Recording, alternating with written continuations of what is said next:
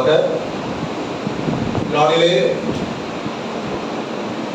தேவனை மகிமைப்படுத்தும்படியாக, தேவனை ஆராதிக்கும்படியாக கர்த்தர் கொடுத்த மகாபெரிய இரக்கத்திற்காக கர்த்தருக்கு நன்றி சொல்கிறேன். இந்த பெந்தெகோஸ்தே பண்டிகையிலே குடும்பமாய் கலந்து கொள்ளும்படியாக கர்த்தர் கிருபை செய்தார். அதற்காக கர்த்தருக்கு நன்றி சொல்கிறேன். நாட்களிலே கர்த்தர் கொடுத்த வசனங்களை நாம் தியானித்து நம்முடைய ஆத்மாவிற்கு பிரயோஜனப்படுத்திக் கொள்வோமாக. யோவான் 14வது அதிகாரம் 16வது வசனம். யோவான் 14:16. 16.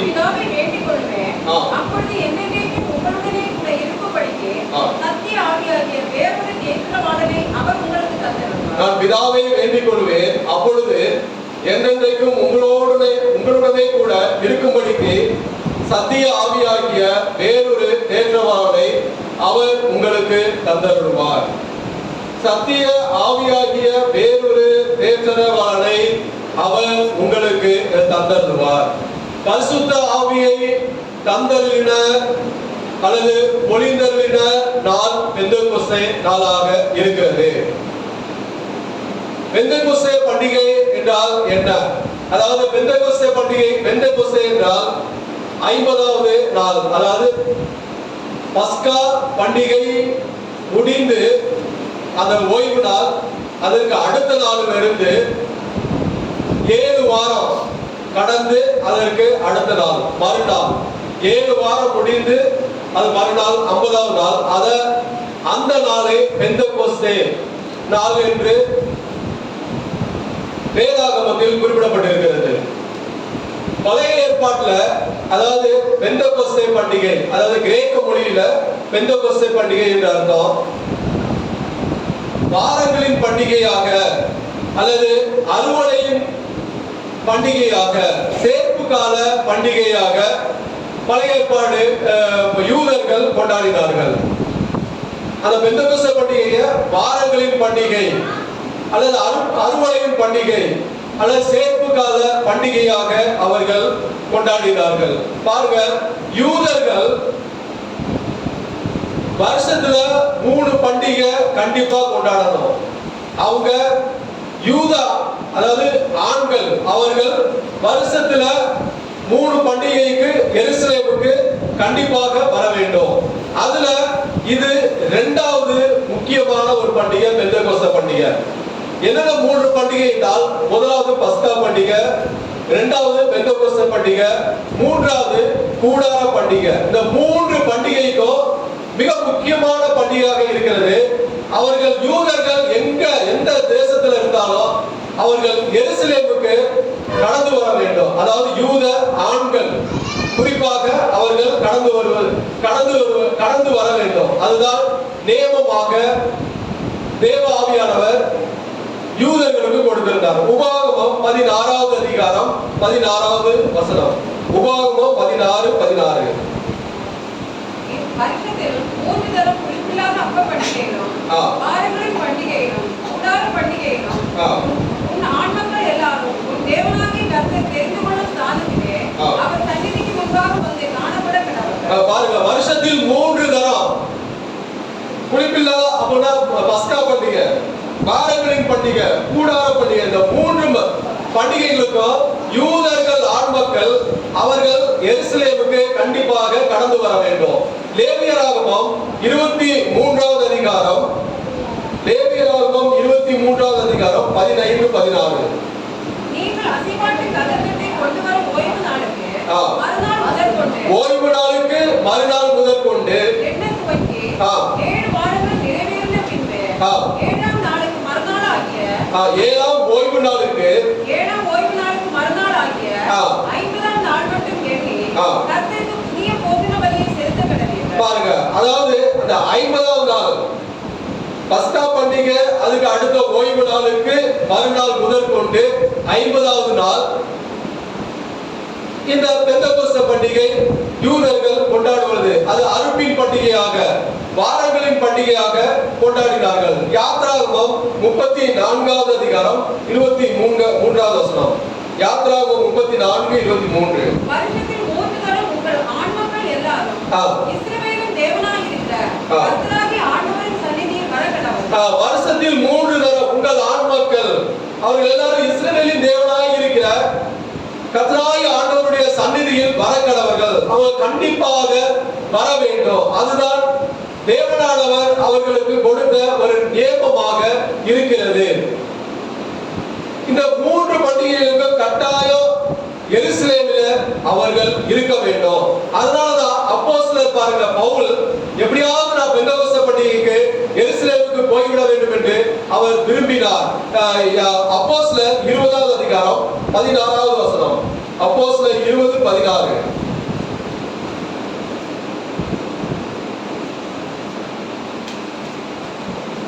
அப்போஸ்தலர் 20:16. பண்டிகை நாளிலே எருசலேமில் இருக்க வேண்டும் என்று தீவிரப்பட்டது நிமித்தம். போதும், பவுல் கூடுமானால் பெந்தெகோஸ்தே பண்டிகை நாளிலே எருசலேமில் இருக்க வேண்டும் என்று தீவிரப்பட்டது நிமித்தம். அப்ப அவர் எங்க யூதர்கள் எங்கெல்லாம் கடந்து சென்றார்களோ அந்த பெந்தெகோஸ்தே பண்டிகை, பஸ்கா பண்டிகை, அப்புறம் கூடார பண்டிகை, இது இந்த 3 பண்டிகைகளுக்கும் எருசலேமுக்கு கண்டிப்பாக செல்ல வேண்டும். அதுதான் தேவன் கொடுத்த ஒரு நியமனம், ஒரு கட்டளையாக இருக்கிறது. அப்ப இது 2வது ஒரு விசேஷித்த பண்டிகையாக இருக்கிறது. ஏன் இந்த பெந்தெகோஸ்தே பண்டிகை ஒரு விசேஷித்த பண்டிகை? அதை குறித்து நாம் இந்த நாட்களில் தியானிப்போம். அதுக்கப்புறம் பரிசுத்த ஆவியானவரை குறித்து தியானிப்போம். அதாவது ஏன் இந்த பெந்தெகோஸ்தே பண்டிகை ஒரு விசேஷித்த பண்டிகையாக இருக்கிறது? அப்போஸ்தலர் 2வது அதிகாரம் 41வது வசனம்.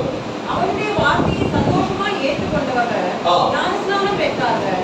அன்றைய தினம் ஏறக்குறைய 3000 பேர் சேர்த்துக் கொள்ளப்பட்டார்கள். அன்றைய தினம் ஏறக்குறைய 3000 பேர் சேர்த்துக் கொள்ளப்பட்ட முதல் காரியம், ஏன் இந்த பெந்தெகோஸ்தே பண்டிகை ஒரு விசேஷித்த பண்டிகை? ஆத்துமா அறுவடை செய்கிற ஒரு நாளாய் இருக்கிறது.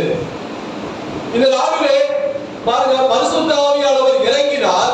இறங்கின அந்த நாளிலே ஏறக்குறைய 3000 பேர், 3000 ஆத்துமாக்களை அறுவடை அந்த நாட்களிலே செய்யப்பட்டார்கள், ரட்சிக்கப்பட்டார்கள். பரிசுத்த ஆவி பொழிந்திருந்த இந்த பெந்தெகோஸ்தே நாளிலே கிட்டத்தட்ட 3000 பேர், 3000 ஆத்துமாக்கள் கர்த்தருக்காக சேர்க்கப்பட்டார்கள். அப்ப ஆத்துமா அறுவடை செய்கிற ஒரு நாளாய் இருக்கிறது. அதனாலதான் கர்த்தராகிய இயேசு கிறிஸ்து அறுப்பு மிகுதி, அறுவடை மிகுதி, வேலையாட்களோ கொஞ்சமாக இருக்கிறது. நிறைய வாங்க அறுவடை, அதாவது அறுப்பு ஆத்துமாக்கள் மிகுதியாக இருக்கிறார்கள். ஆனால் செய்யக்கூடிய அதாவது ஊழியர்கள், செய்யக்கூடிய விசுவாசிகள் ரொம்ப கம்மியாக இருக்கிறார்கள். அப்ப ஆத்துமாக்கள் அறுவடையின் பாரம் கர்த்தராகிய இயேசு கிறிஸ்துவுக்கு இருந்தது. அதனாலதான் நான் போய் தேற்றவாளனை அனுப்புகிறேன், அவர் உங்களை தேற்றுவார், அவர் ஆத்துமாக்களை அறுவடை செய்வார். அப்ப ஏன் இந்த பெந்தெகோஸ்தே பண்டிகை ஒரு விசேஷித்த பண்டிகையாக இருக்கிறது என்றால், முதலாவது காரியம் ஆத்துமா அறுவடை செய்கிற ஒரு நாளாய் இருக்கிறது. பாருங்க, ஆனா நியாயப்பிரமாணம் கொடுத்த நாள்ல, நியாயப்பிரமாணம் மோசேக்கு கொடுத்த நாள்ல, அந்த நாள்ல எத்தனை பேர் அறுவடை செய்தார்கள்? எத்தனை பேர் சேர்க்கப்பட்டார்கள்? யாராவது சொல்லுங்க. சும்மா இதுதான் நியாயப்பிரமாணம் கொடுத்துட்டு மோசே இறங்கி வராதுல, அந்த எத்தனை பேர் சேர்க்கப்பட்டார்கள்? சேர்க்கப்பட்டார்களா, கொல்லப்பட்டார்களா? மோசே சீனாய் மலையிலிருந்து இறங்கி வராரு, 10 கட்டளை எடுத்து வராரு. அப்ப ஜனங்கள், இஸ்ரேல் ஜனங்கள் சேர்க்கப்பட்டார்களா, கொல்லப்பட்டார்களா? கொல்லப்பட்டார்கள். பாருங்க, நீங்க இப்ப நான் ஒரு வசனம் வாசிக்கிறேன் பாருங்க. யாத்ராகமம் 32:28. யாத்ராகமம் 32:28.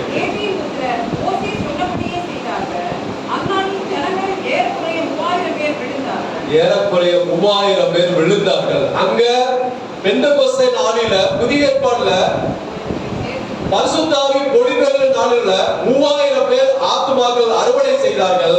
ஆனால் நியாயப்பிரமாணம் கொடுக்கப்பட்ட அந்த 10 கட்டளைகளோடு மோசேயானவர் சீனாய் மலையிலிருந்து இறங்கி வருகிறார்.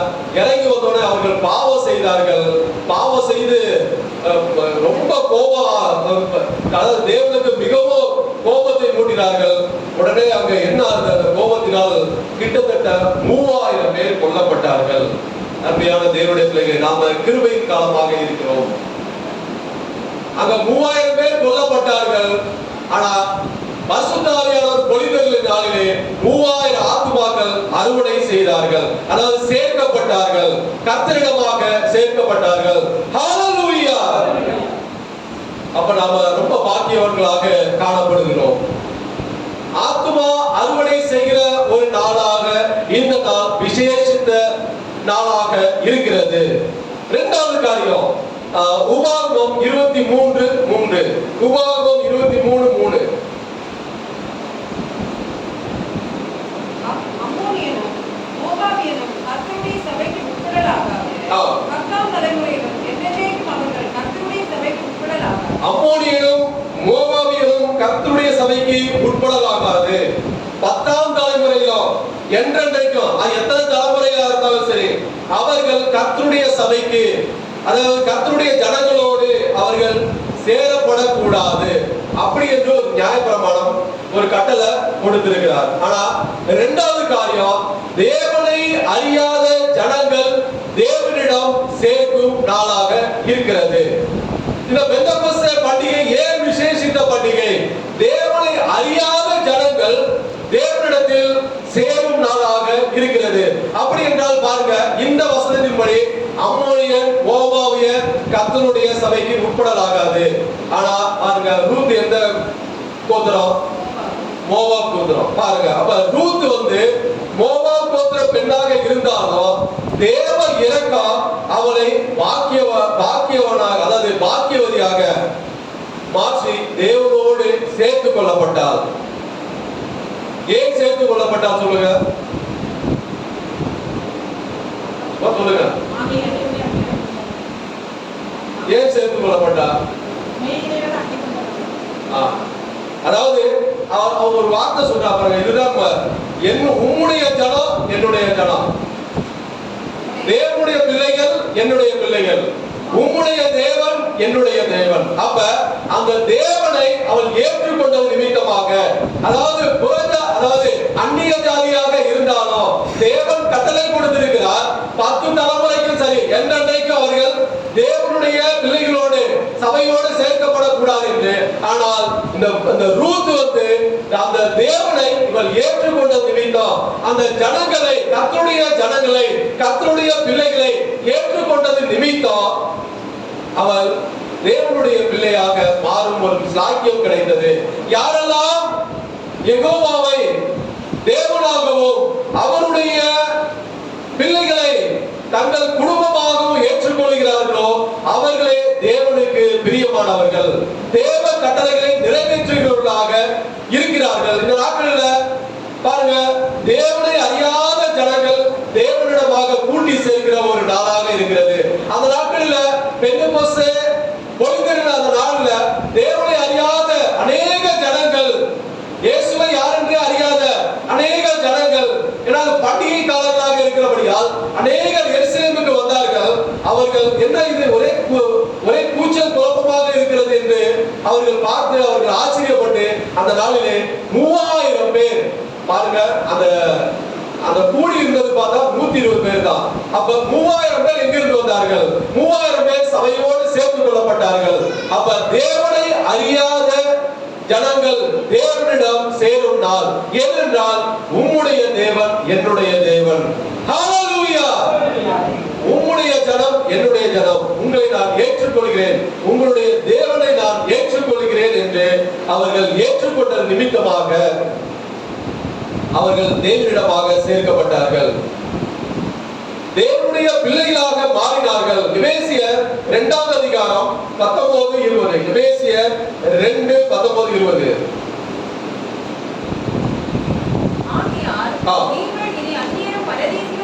பாருங்க, நீங்கள் இனி அந்நியரும் பரதேசிகளுமாய் இராமல் பரிசுத்தவான்களோடு ஒரே நகரத்தாரும் தேவனுடைய வீட்டாருமாய் இருந்து நீங்கள் ரட்சிக்கப்பட்டிருக்கிறீர்கள்.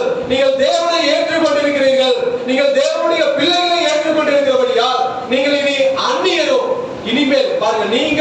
இனிமேல் அந்நியரும் புறஜாதிகளுமாய் இராமல் பரதேசிகளுமாய் இராமல் பரிசுத்தவான்களோடு ஒரே நகரத்தாரும் தேவனுடைய வீட்டாருமாய் இருந்து தேவனுடைய சபையாருமாக நீங்கள் கூட்டி கட்டப்பட்டு வருகிறீர்கள், நீங்கள் கூட்டி சேர்க்கப்பட்டு வருகிறீர்கள்.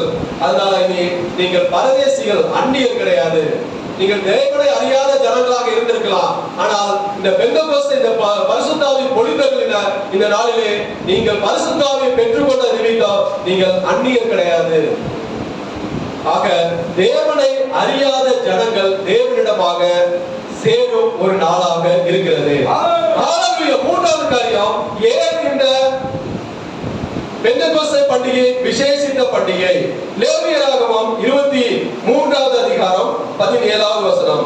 லேவியராகமம் 23:17. நீங்கள் ஒரு மரக்காலிலே 10 2 பங்காகிய வெண்ணிய மாவிலே உங்களுக்காக பாகம் பண்ணப்பட்ட அசைவாட்டு காணிக்கையாய் இருக்கிற 2 அப்பங்களை உங்கள் வாசஸ்தலங்களில் இருந்து கர்த்தருக்கென்று முதற் பலனாக கொண்டு வந்து கர்த்தருக்கென்று முதற் பலனாக கொண்டு வந்து பாருங்க, தேவனுக்கு நன்றி செலுத்தும் ஒரு நாள். அந்த நாளில என்ன பண்ணாங்க? நீங்க ஒரு மரக்காலிலே 10 2 பங்காகிய வெள்ளிய மாவிலே புளிப்பாக பாகம் பண்ணப்பட்ட அசைவாட்டு காணிக்கையாய் இருக்கிற 2 அப்பங்களை உங்கள் வாசஸ்தலங்களிலிருந்து கர்த்தருக்கென்று முதற் பலனாக கொண்டு வந்து பாருங்க, தேவனுக்கு நன்றி செலுத்தும், தேவனுக்கு பலி செலுத்தும் ஒரு நாளாக இருக்கிறது.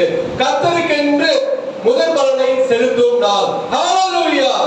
நாட்கள்ல பாருங்க, உதடுகளின் கனியாகிய ஸ்தோத்திர பலியை செலுத்துகிற ஒரு நாள். நாம இந்த ஆலயத்திற்கு எதிர் கடந்து வந்திருக்கிறோம்.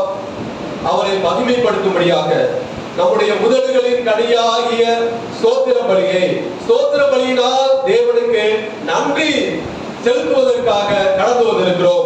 அப்ப இந்த நாள் இந்த பெந்தெகோஸ்தே நாள் தேவனுக்கு நன்றி செலுத்தும், தேவனுக்கு பலி செலுத்தும் ஒரு நாளாக இருக்கிறது.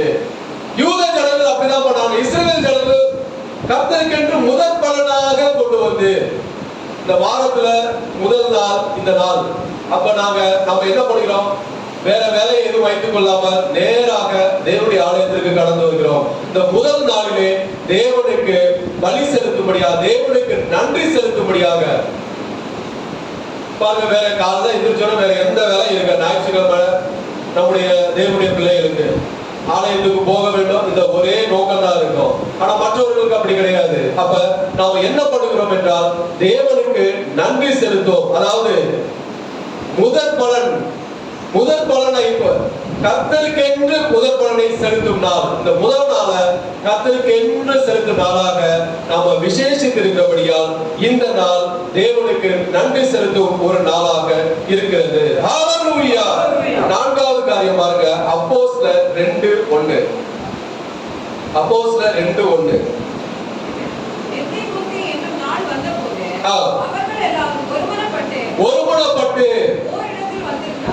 ஒருமுனப்பட்டு பாருங்க. நான்காவது காரியம், பெந்தெகோஸ்தே பண்டிகை ஏன் விசேஷித்த பண்டிகை? ஒருமைப்பாட்டை உருவாக்குகிற ஒரு நாள். ஹalleluya! ஒருமைப்பாட்டை தேவனுடைய பிள்ளைகள் மத்தியிலே தேவனை அறியாத ஜனங்கள் வரும்போது அவர்களிடம் கூட ஒரு ஒருமைப்பாட்டை உருவாக்குகிற ஒரு நாளாக இருக்கிறது. அவர்கள் ஒருமுனப்பட்டு கூடி வந்தார்கள். ஒருமுனம் உண்டாத நிமித்தம் சீஷர் மத்தியில பாருங்க, அந்த நான் இயேசு கிறிஸ்து உயிர்த்தெழுந்த பிற்பாடு 40 நாள் சஞ்சரித்தார்.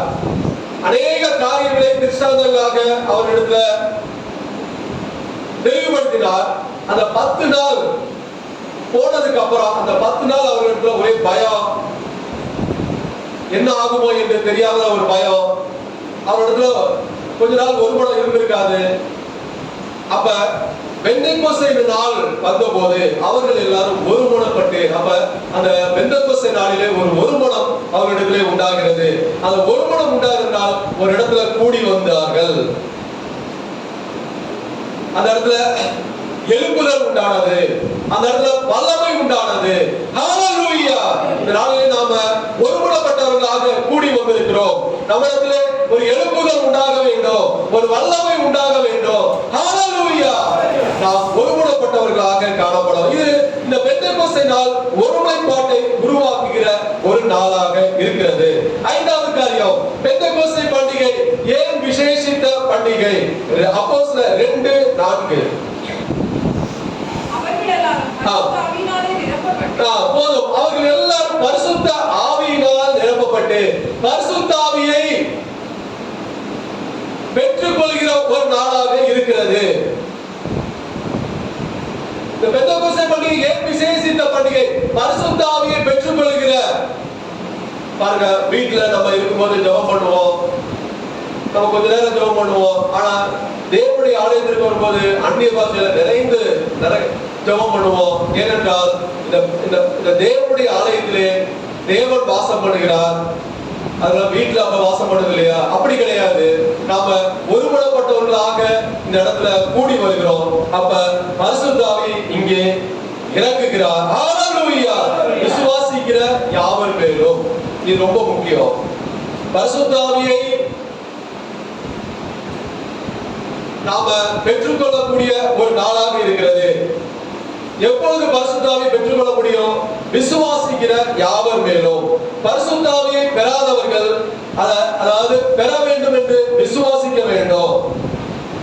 பரிசுத்த ஆவியை பெற்றுக்கொள்ள வேண்டும் என்ற ஒரு வாஞ்சை, ஒரு விருப்பம் நம்மிடத்திலே இருக்க வேண்டும். ஏன் பரிசுத்த ஆவியை பெற்றுக்கொள்ள வேண்டும்? நாம் முன்னாடி போய் கடந்த நாள் முன்பதாக இதை குறித்து நாம் தியானம். ஏன் பரிசுத்த ஆவியை பெற்றுக்கொள்ள வேண்டும்? அவர் நம்மோடு பேசுவார். நாம ஒரு தவறுல இருக்கோம்னா அதை நம்மை சுட்டி காண்பிப்பார். இப்படி செய்ய வேண்டும் என்று சொல்லுவார். அப்ப இன்னொரு கேள்வி கேட்கலாம், பரிசுத்த ஆவி பெற்றவர்கள் எல்லாம் பரிசுத்தவான்களா இருக்கிறார்களா என்று. அப்படி கிடையாது. அதை உணர்த்துவார். நம்ம செய்கிறது பாவம் என்று உணர்த்துவார். பரிசுத்த ஆவியை பெறாதவர்கள் அந்த உணர்த்துதல் இருக்குமா? தெரிந்த அவர்களுக்கு. ஆனா நீங்க பெற்றுக்கொண்டதுக்கு பிற்பாடு அந்த உணர்வு உங்களுக்கு உண்டாகும். நாம எப்படி நம்மளுடைய டெசிஷன் கரெக்டா இருக்குமா? நம்ம சில நேரங்களில் குழப்பத்துல இருப்போம். அப்ப பரிசுத்த ஆவியை நம்மோடு பேசும்போது அந்த குழப்பம் மாறும். ஓகே, இது செய்யறது கரெக்ட் என்று. அந்த பரிசுத்த ஆவியை பெற்றவர்கள் அநேக முறை இதை சாட்சியாக சொல்லுவார்கள். ஆகவே தேவனுடைய பிள்ளைகளே, பரிசுத்த ஆவியை ஏன் இந்த பெந்தெகோஸ்தே பண்டிகை ஒரு விசேஷித்த பண்டிகை? பரிசுத்த ஆவியை பெற்றுக்கொள்ளக்கூடிய ஒரு நாளாக இருக்கிறது. பாருங்க, அடுத்ததாக நம்ம பரிசுத்த ஆவியானவரை குறித்து தியானிப்போம். பரிசுத்த ஆவியானவர் எவ்வாறு அழைக்கப்படுகிறார்? அவருடைய பெயர்கள் சும்மா சொல்லுங்க. என்ன பெயர் சொல்லுங்க, யாருக்கு என்ன தெரிஞ்சதோ. தேற்றவாளன். அப்புறம் இல்ல, பரிசுத்த ஆவியானவருக்கு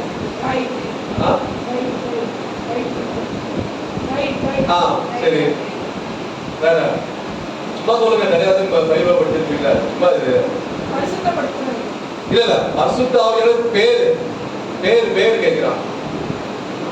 இப்ப நம்மளுக்கு ஒரு வீட்டுல தான் ஏதோ ஒரு 2-3 பேர் வச்சு கூப்பிடுவோம். உதவி செய்கிறவர். சரி. பரிந்து பேசுகிறவர். பரிந்து பேசுகிறவர். கண்டித்து உணர்த்துகிறவர். கண்டித்து உணர்த்துகிறவர். கரெக்ட். நீதியானவர். நீதியை செய்து வழி நடத்துகிறவர். வழி நடத்துகிறவர். போதிக்கிறவர். போதிக்கிறவர். போதிக்கிறவர். அபிஷேகிக்கிறவர். அபிஷேகிக்கிறவர். பாருங்க, எல்லாம் அப்படியே போல. நான் சும்மா ஒரு இது சொல்றேன். அது பாருங்க, இங்க நான் இப்ப என்கிட்ட கேட்டவங்க நான் நோட்ஸ் எடுக்கும் போதோ இவ்வளவு பேர் இருக்கா எனக்கு பாருங்க. ஒரு லிஸ்ட் மட்டும் பாருங்க சொல்றேன். தேவ ஆவியானவர், பரிசுத்த ஆவி, நிலைவரமான ஆவி, உற்சாகமான ஆவி. இதுக்கெல்லாம் வசனம் இருக்கு. நான் வசனம் கொட்டேஷன் நான் சொல்லல, வெறும் இது மட்டும் சொல்றேன். நியாயத்தின் ஆவி, சுட்டெரிப்பின் ஆவி, கர்த்தருடைய ஆவியானவர், புது ஆவி, விசேஷித்த ஆவி, கிருபையின் ஆவி, விண்ணப்பங்களின் ஆவி, ஆவியானவர், உன்னதத்திலிருந்து வரும் பலன், சத்திய ஆவி, தேற்றரவாளன், பரிசுத்தமுள்ள ஆவி, ஜீவனுடைய ஆவி, கிறிஸ்துவின் ஆவி, புத்திர சுவிகாரத்தின் ஆவி, ஆவியாய் இருக்கிற கர்த்தர், தெளிந்த புத்தியுள்ள ஆவி, அப்புறம் நித்திய ஆவி, மகிமையுள்ள ஆவியானவர், தீர்க்க தரிசனத்தின் ஆவி, ஞானத்தையும் உணர்வையும் அருளுகிற ஆவி, ஆலோசனையும் பலனையும் அருளுகிற ஆவி. பாருங்க, இவ்வளவு பேர் இருக்கு. இன்னும் இருக்கலாம், இன்னும் நிறைய இருக்கும். ஒரு 26 பேர் இது சொல்ற 26 பேர் இருக்குப்பா. அப்ப அவ புதிய இப்படிப்பட்ட ஒரு பெயர்களோடு காணப்படுகிறார். ஹல்லேலூயா. நமக்கு ஒரு பேர் இருக்கு, எல்லாருக்கும் ஒரு பேர். அவர் வீட்டுல ஏதாவது பட்ட பேர் இருந்தா கூப்பிடுவாங்க. அப்ப அதாவது அது எதற்கு சொல்லுகிறேன்டா, இப்படி ஒரு தன்மை, அதாவது ஒவ்வொரு சூழ்நிலையிலும் அவர்களுக்கு அதற்கேற்ற பிரகாரமாக அவர் உதவி செய்வார். ஹல்லேலூயா. எபேசியர் 4வது அதிகாரம் 30வது வசனம். எபேசியர் 4:30.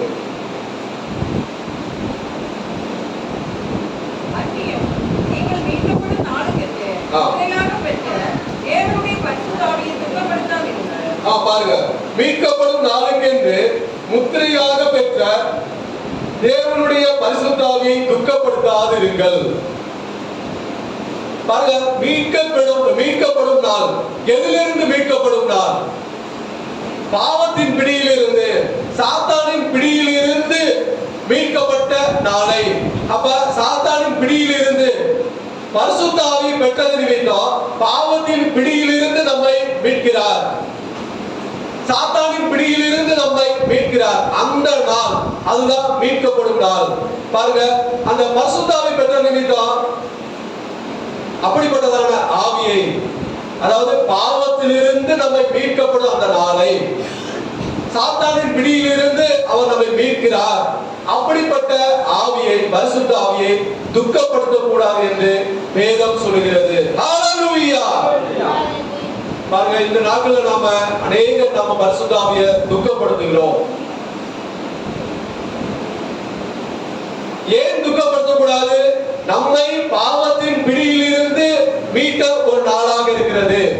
சாத்தானின் பிடியிலிருந்து மீட்ட ஒரு நாளாக இருக்கிறபடியால் அப்படிப்பட்ட பரிசுத்த ஆவியை நாம் ஒருபோதும் துக்கப்படுத்த கூடாது என்று வேதம் சொல்லுகிறது. பரிசுத்த ஆவியானவர் அவர் துக்கப்படக்கூடிய காரியங்கள் என்னென்ன காரியங்கள், அதை குறித்து நாம இந்த நாட்களிலே நாம் பார்ப்போம். பரிசுத்த ஆவியானவர் துக்கப்படக்கூடிய காரியங்கள். முதலாவது காரியம் மத்தேயு 12:31-32. மத்தேயு 12:31-32. ஆதலால் நான் உங்களுக்கு சொல்லுகிறேன், எந்த பாவமும் எந்த தூஷணமும் மனுஷருக்கு மன்னிக்கப்படும், ஆவியானவருக்கு விரோதமான தூஷணமோ மனுஷருக்கு மன்னிக்கப்படுவதில்லை. எவனாலும் மனுஷகுமாரனுக்கு விரோதமான வார்த்தை சொன்னால் அது அவனுக்கு மன்னிக்கப்படும். எவனாலும் பரிசுத்த ஆவிக்கு விரோதமாக பேசினால் அது இம்மையிலும் மறுமையிலும் அவனுக்கு மன்னிக்கப்படுவதில்லை. ஆவியானவருக்கு விரோதமான தூஷணமோ, பாருங்க, முதல் காரியம் பரிசுத்த ஆவிக்கு விரோதமாக அவதூறாக பேசுதல். பாருங்க,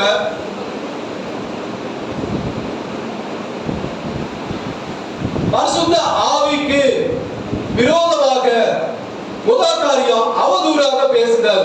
அப்ப பரிசுத்த ஆவிக்கு விரோதமாக அவதூறாக பேசுறதுனா இம்மையிலும் மறுமையிலும் மன்னிப்பே இல்லை. சத்தியத்தை அறிந்தவர்கள் அவதூறாக பேசினால் அதாவது அது கொடிய பாவமாக கருதப்படுகிறது. பரிசுத்த ஆவிக்கு விரோதமாக, அப்படி என்றால் பரிசுத்த ஆவியை பெற்ற பரிசுத்தவான்களுக்கு அல்லது விசுவாசிகளுக்கு விரோதமாக அவதூறு பேசாம இருக்க வேண்டும். இப்ப நான் இல்ல வேற யாராவது பரிசுத்த ஆவியை பெற்ற ஒரு சகோதரன் சகோதரிக்கு நீங்க அவர்களை குறித்து அவதூறாக பேசுகிறார் என்றால் அவருக்குள்ளாக இருக்கிற ஒரு பரிசுத்த ஆவி துக்கப்படுவார் இல்லையா? அப்ப அததான் அவருக்கு பரிசுத்த ஆவிக்கு விரோதமாக அவதூறாக பேசுதல். எபிரேயர் 10:26. எபிரேயர் 10:26.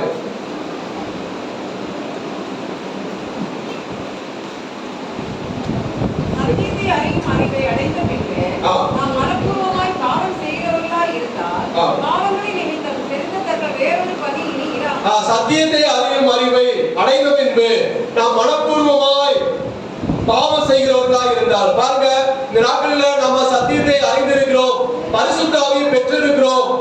அப்ப பரிசுத்த ஆவியை பெற்ற நாம் பரிசுத்த ஆவியை பெற்ற ஜனங்களையோ பரிசுத்தவான்களையோ அவதூறாக பேசக்கூடாது. அப்படி பேசினால் பரிசுத்த ஆவியானவர் துக்கப்படுவார். ஹalleluya. அப்ப நாம பரிசுத்த ஆவியானவர் துக்கப்படுத்துகிறோமா அல்லது நாம் எப்படி எந்த சூழ்நிலையில காணப்படுகிறோம்?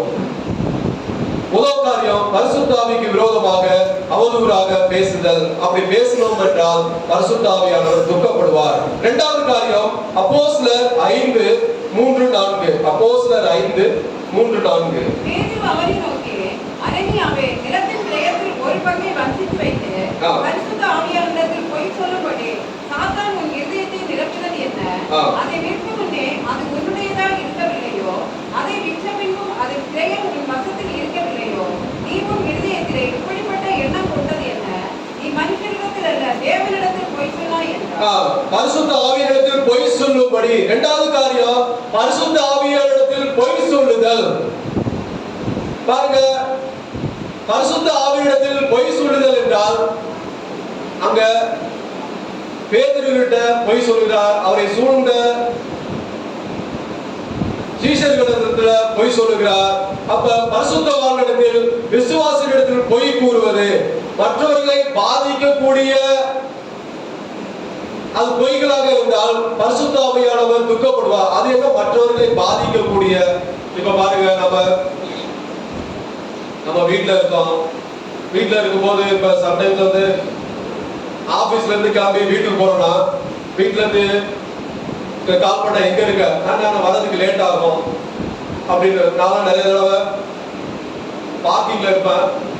இப்ப ஆபீஸ் போறப்ப இப்ப ஒர்க் ஃப்ரம் ஹோம் ஆபீஸ் போறப்பெல்லாம் பார்க்கிங்ல இருந்துட்டு அங்கதான் பைக் வச்சுட்டு அங்கே நின்றுட்டு காலம் இல்ல நான் வரதுக்கு நான் 1 hour ஆகும் அப்படின்னு சொல்லிட்டு பெல் அடிப்போம். இதுதான் அப்ப அதாவது மற்றவர்களை பாதிக்கக்கூடிய இதெல்லாம் வந்து யார நீங்க சொல்லுகிற ஒரு பொய் வந்து மற்றவர்களுடைய குடும்பத்தை அல்லது சபையை அல்லது ஒரு விசுவாசியை பாதிக்கக்கூடிய பொய் இருந்தா அந்த பொய்யில பரிசுத்த ஆவியானவர் துக்கப்படுவார். அருமையான தேவனுடைய பிள்ளைகளே, அப்படிப்பட்டதான பொய்களை கலைந்து போட வேண்டும். பொய் சொல்லக்கூடாது என்று வேதம் சொல்கிறது. நாம பொய் சொல்கிறோம் என்றால் நாம பரிசுத்த ஆவியை பெற்றோம், நம்முடைய பரிசுத்த ஆவி துக்கப்படுவார். ஆகவே தேவனுடைய பிள்ளைகளே, பொய்களை கலைந்து மெய்யை பேச வேண்டும். அப்போஸ்தலர் 3வது காரியம், அப்போஸ்தலர் 7வது அதிகாரம் 51வது வசனம். வணங்க பழுத்துள்ளவர்களே, இருதயத்திலும் செவிகளிலும் விருத்தசேதனம் பெறாதவர்களே, உங்கள் பிதாக்களைப் போல நீங்களும் பரிசுத்த ஆவிக்கு எப்பொழுதும் எதிர்த்து நிற்கிறீர்கள். பாருங்க, பரிசுத்த ஆவிக்கு எப்பொழுதும் எதிர்த்து, பரிசுத்த ஆவியானவருக்கு எதிர்த்து நிற்பது. 3வது காரியம், எப்பொழுது பரிசுத்த ஆவியானவர் துக்கப்படுவார்? பரிசுத்த ஆவியானவருக்கு யார் ஒருவர் எதிர்த்து நிற்கிறார்களோ, அதாவது அப்படி என்றால் அந்த சேவனுக்கு விரோதமாக அவர்கள் எதிர்த்து கலகம் பண்ணினார்கள். அப்ப உண்மையாக ஊழியம் செய்யும் ஊழியங்களையும் ஊழியருக்கும் அதாவது ஊழியக்காரருக்கும் எதிராக செயல்படுதல், இது வந்து பரிசுத்த ஆவியானவருக்கு எதிர்த்து நிற்பது.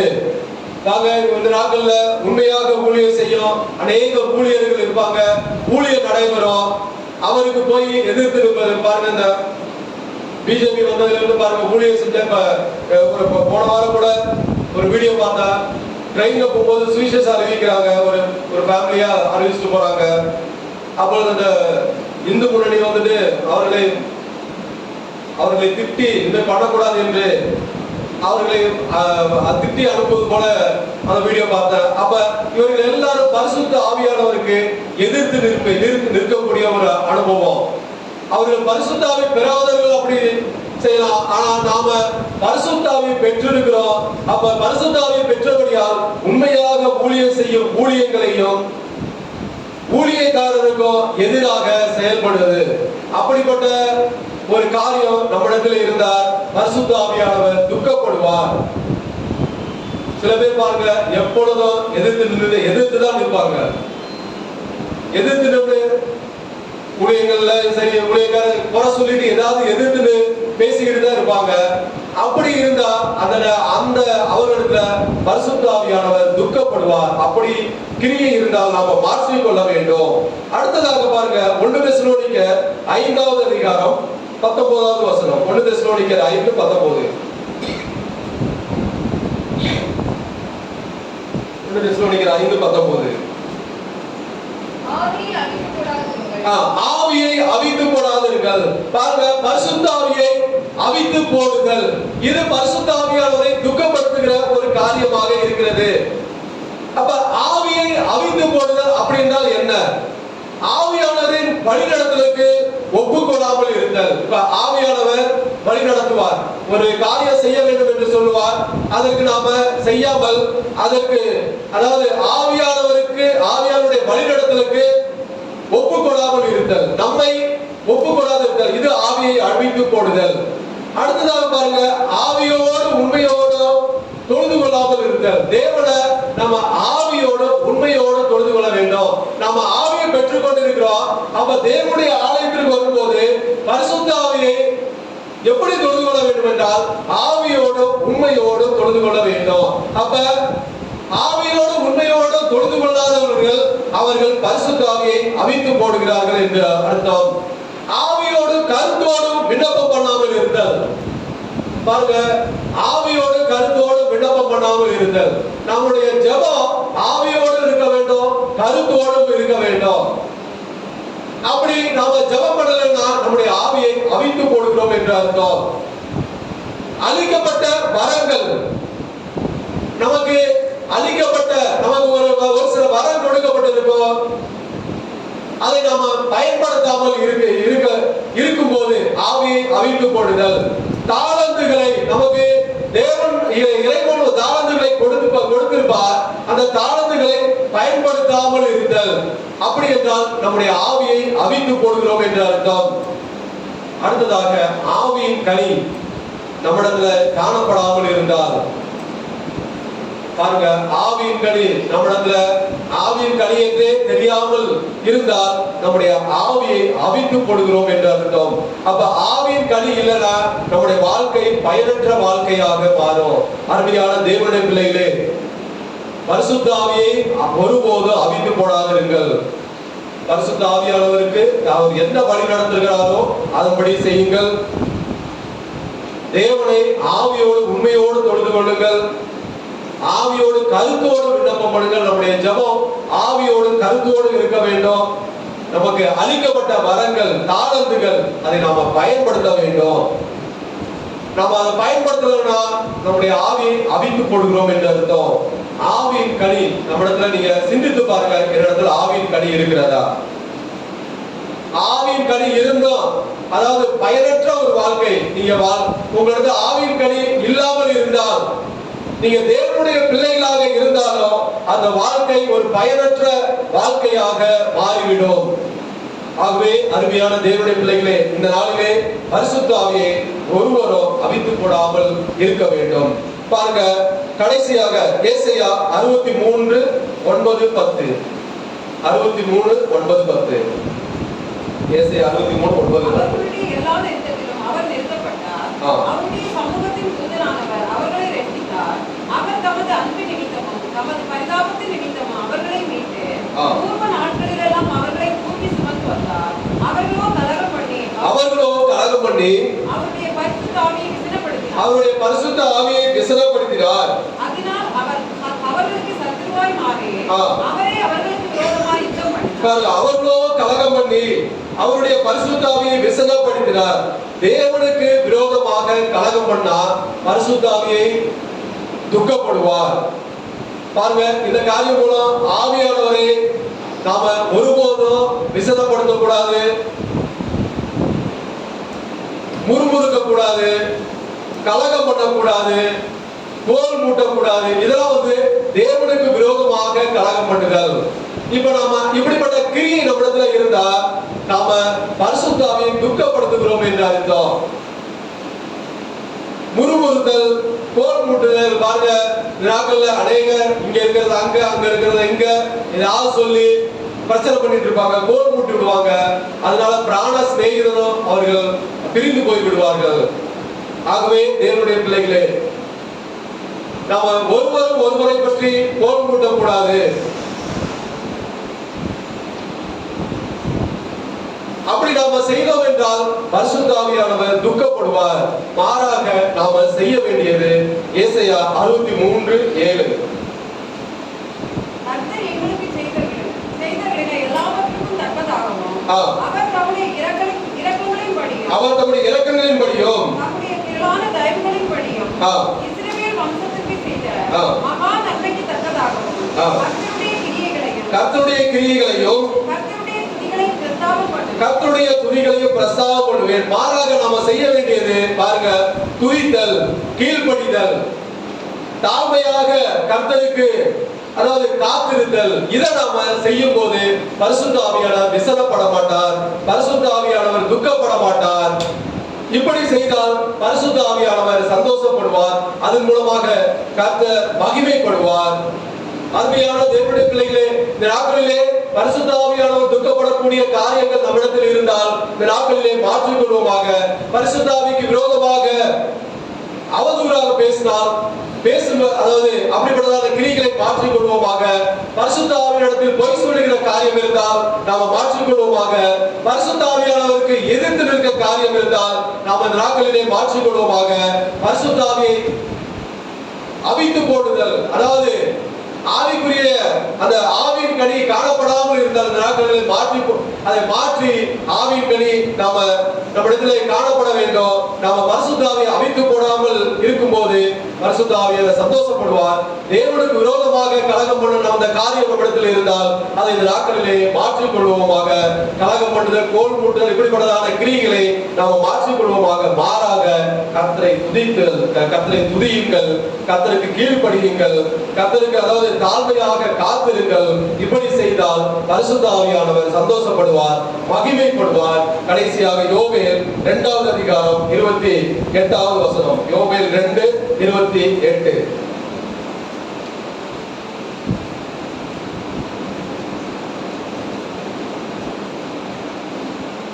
அதற்கு பின்பு நான் மாம்சமான யாவர் மேலும் என் ஆவியை ஊற்றுவேன். அப்பொழுது உங்கள் குமாரரும் உங்கள் குமாரத்திகளும் தீர்க்க தரிசனம் சொல்லுவார்கள். உங்கள் மூப்பர் சொப்பனங்களையும் உங்கள் வாலிபர்கள் தரிசனையும் காண்பார்கள். ஹல்லேலூயா. அப்பொழுது உங்கள் குமாரரும் உங்கள் குமாரத்திகளும் தீர்க்க தரிசனம் சொல்லுவார்கள், மூப்பர் சொப்பனங்களையும் வாலிபர் தரிசனங்களையும் காண்பார்கள். அதாவது இந்த நாளில் பரிசுத்த ஆவியை ஊற்றும்படியாக இந்த நாட்களிலே தேவ ஆவியானவர் நடத்திலே இறங்கி இருக்கிறார். பரிசுத்த ஆவியை பெறாதவர்கள் சீக்கிரமாக பரிசுத்த ஆவியை பெற்றுக் கொள்ளும்படியாக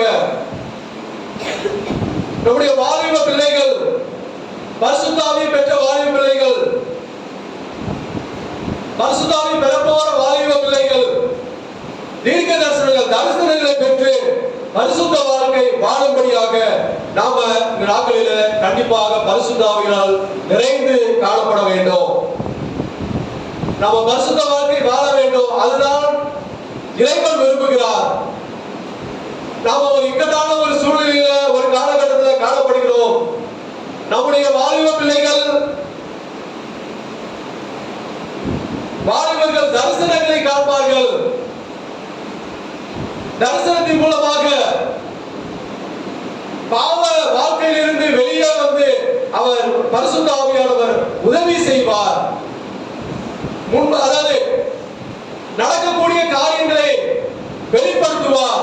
எப்பொழுது என்றால் நாம பரிசுத்த ஆவியானவர் நிறைந்து காணப்படும் போது. ஹல்லேலூயா. நாட்களிலே நீங்கள் பரிசுத்த ஆவியினால் நிறைந்து காணப்படும் போது பரிசுத்த வாழ்க்கை வாழ முடியும். பரிசுத்த ஆவியானவர் அதற்கு உதவி செய்வார். பரிசுத்த ஆவியானவர் உங்களுக்கு உதவி செய்வார்.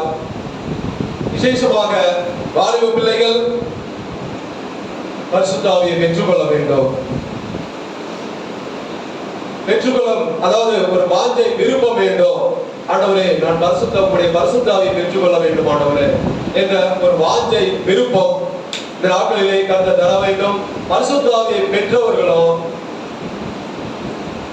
ஏற்கனவே பெற்றவர்களோ பரிசுத்த ஆவியை துக்கப்படுத்தாமல் நீங்கள் காணப்பட வேண்டும்.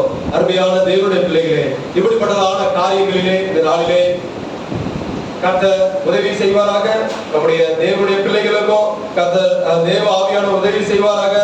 ஏற்ற நாட்களிலே பரிசுத்த ஆவியை பெற்றுக்கொண்டு நாம பரிசுத்தமான வாழ்க்கை வாழும்படியாக கர்த்தர் கிருபை செய்வாராக.